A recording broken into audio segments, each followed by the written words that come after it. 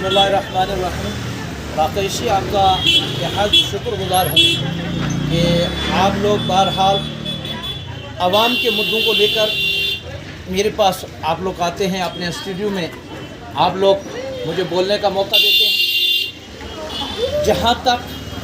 रियासत जम्मू व कश्मीर और ख़ास करके पीर पंजाल जोन की बात करूँ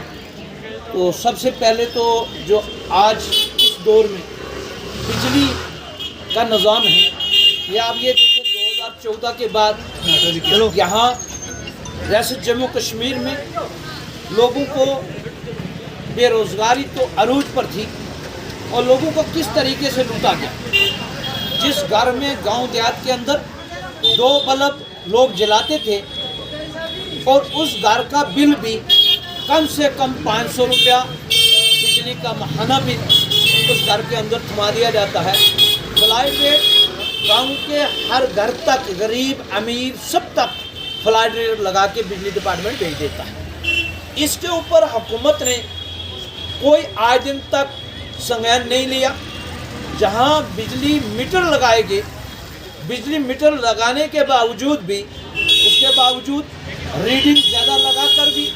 उनके बिल जो है तरह तरह से ज़्यादा भेजे जाते हैं लोगों को। ये तो एक आवाम को लूटने वाली बात हो रही कि एलजी हुकूमत की तरफ से और बीजेपी हुकूमत की तरफ से ये आवाम को दोनों हाथों से लूटा जा रहा है 2014 के बाद। क्योंकि ये रियासत जम्मू कश्मीर इस वक्त तक बीजेपी केंद्र सरकार केंद्र के अधीन है और रियासत के अंदर एलजी मनोज सिन्हा के अधीन चल रही है और जो भी फैसले लिए जाते हैं वो या तो सेंट्रल गवर्नमेंट लेती है या एलजी मनोज सिन्हा साहब लेते हैं। अभी तक तो ये हुकूमत बनी है, हमारी जो रियासती सरकार बनी है उमर अब्दुल्ला साहब की क़यादत में नेशनल कॉन्फ्रेंस की, आवाम ने बहुत बड़ी अक्सरियत के साथ उमर अब्दुल्ला साहब को डेमोक्रेसी और जमहूरियत के अंदर हक दिया है कि आवाम के लिए वो फैसले असम्बली के अंदर करें। लेकिन जहाँ तक मैं देख रहा हूँ कि रियासत जम्मू कश्मीर के तमाम अख्तियारात को एलजी मनोज सिन्हा के अख्तियारात के नीचे, कलमदान के नीचे रखा गया है। ये सेंट्रल गवर्नमेंट की एक बड़ी नाइंसाफ़ी है। जब सुप्रीम कोर्ट ऑफ इंडिया ने रियासत के अवाम को एक हक दिया है कि वो अपना नुमाइंदा चुने, एमएलए चुने, अपना वज़ीर आला चुने और उसके बाद रियासती सरकार जो है असम्बली के अंदर कोई बिल लाए, कानून बनाए, आवाम को राहत दे। तो मैं ये देख रहा हूँ कि बिजली के मीटर जितने आज स्मार्ट मीटर लगाए जा रहे हैं, मैं इसकी मजम्मत करता हूँ कि स्मार्ट मीटर नहीं लगने चाहिए। आवाम क्योंकि एक तो बेरोज़गार है, दूसरा महंगाई अरूज के ऊपर है, तो इसके ऊपर जो है आवाम की बालादस्ती कायम होनी चाहिए, आवाम को राहत मिलनी चाहिए, आवाम को सस्ता राशन मिलना चाहिए। पढ़े लिखे बेरोज़गार बच्चे जो PhD LLB करके रेडियो लगाने पे मजबूर हैं, उन बच्चों को रोज़गार दिया जाना चाहिए था। और हमारे मुल्क के वज़ीर आज़म साहब ने 2014 में एक नारा दिया था कि सबका साथ, सबका विश्वास, सबका साथ। वो नारा पता नहीं कहाँ कागज़ों में दफन हो गया। रियासत जम्मू कश्मीर के बच्चे और बच्चियाँ हॉस्पिटलों के अंदर देखें कि सारी डॉक्टरों की पोस्टें खाली पड़ी हैं और तमाम डिपार्टमेंटों के अंदर जितनी नौकरियां लगनी थी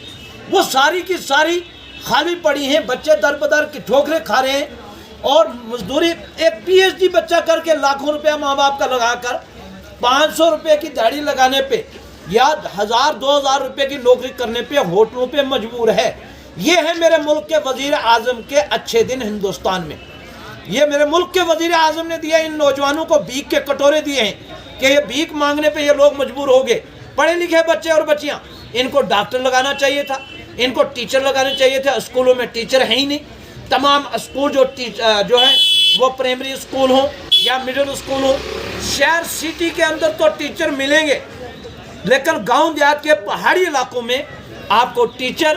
कहीं एक टीचर मिलेगा जहां 100 बच्चा पढ़ने वाला हो या 150 बच्चा पढ़ने वाला हो, वहाँ 1 या 2 टीचर मिलेंगे। मैं ये पूछना चाहता हूँ अपने मुल्क के वज़ीर आज़म से और एलजी इंतज़ामिया से, क्या ये मुल्क इस तरीके से तरक्की कर सकता है जिस कौम से तालीम छीन ली जाए, جس قوم سے تعلیم کو دور کر دیا جائے، تعلیم سے دور کر دیا جائے، وہ قوم، وہ علاقہ کبھی ترقی نہیں کر سکتا۔ جس قوم کو ترقی سے روک دیا جائے، تعلیم ہی ایک ایسا زیور ہے کہ جو ملک کا نام اونچا کر سکتی ہے، ریاست کا نام اونچا کر سکتی ہے۔ اس لیے میں اپنی سرکار سے، عمر عبداللہ صاحب سے یہ گزارش کرنا چاہتا ہوں، اسمبلی سیشن شروع ہو چکا ہے، سب سے پہلے آپ تو ایک میٹر، جو بجلی کے میٹر لگ رہے ہیں، اس کے اوپر پابندیاں لگائیں کہ عوام خستہ حال ہے، پریشان حال ہے، کیا سمارٹ میٹر نہیں لگنے چاہیے، بجلی کے کرایوں میں کمی ہونی چاہیے، راشن جو ڈبل آپ نے کرنے کے وعدہ کیا ہے اس کو عوام کو ڈبل راشن دیا جائے، گیس سلنڈر دیا جائے سستا کر کے، تو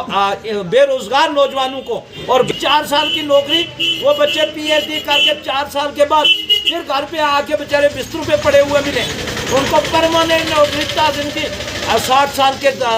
کی عمر تک وہ نوکری کر سکے۔ میں اپنے وزیر اعلیٰ سے یہ گزارش کرنا چاہتا ہوں۔ دوسرا،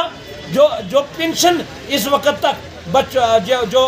بوڑھے لوگ ہیں یا بیوہ لوگ ہیں، ان کی پینشنیں بڑھائی جائیں، کم سے کم ایک بیوہ کی اور بزرگ کی پینشن جو ہے وہ 3 ہزار روپے کیا جائے یا 5 ہزار روپے کیا جائے، کیونکہ 1,000 روپے میں خالی ان لوگوں کی فوٹو اسٹیٹیں ہی نہیں جو ہے وہ پوری ہوتی، وہ دوڑ کے 1,000 روپے کے بجائے 10,000 روپے لگا دیتے ہیں، تو ان لوگوں کو جو ہے 3,000 روپے یا 5,000 روپے پینشن ماہانہ ملنی چاہیے۔ دوسرا، میں یہ کہوں گا کہ ریاستی سطح پہ ہمارے پیر پنجال کے اندر یونیورسٹیاں قائم ہوں، کالج قائم ہوں، اور سڑکیں جو اس وقت پیر پنجال کے اندر، پونچھ کے اندر، گاؤں دیہات کے اندر سڑکیں ہیں ہی نہیں، وہاں سڑکوں کی ڈیولپمنٹ ہو، نئی سڑکیں بنوائی جائیں اور نئی سڑکوں کے لیے جو ہے پیسہ واگزار کیا جائے۔